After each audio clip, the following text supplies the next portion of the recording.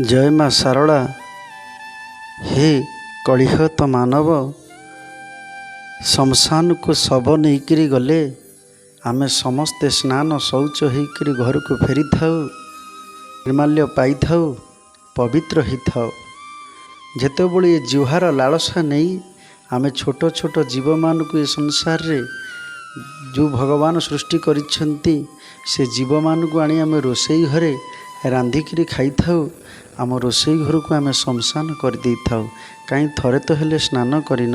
हे बद्ध जीव, जेतेबेले कब्रस्थान को जाओ, जेतेबेले गोटे लोक को कफिन भितर कबर दे देकरी आमे माटी भितर पोती दे आसू, आमे समस्ते स्नान करिकरी आसू, पवित्र हो। कहीं से छोट छोट जीव को रांधि करी जेतेबेले आम पेट भितर आमे कबर दे दउचे, कहीं थरे तो आमे स्नान करिने। यही होचे संसार। जीवरे जार दया नहीं उद्धव चंडालटी से भगवान उद्धव कहते जे जीव मान को प्रति स्नेह ममता न रखे, जे दया भाव न रखे, ताठारु बड़ चंडाल संसार रे कहीं नहीं। जय माँ सारला।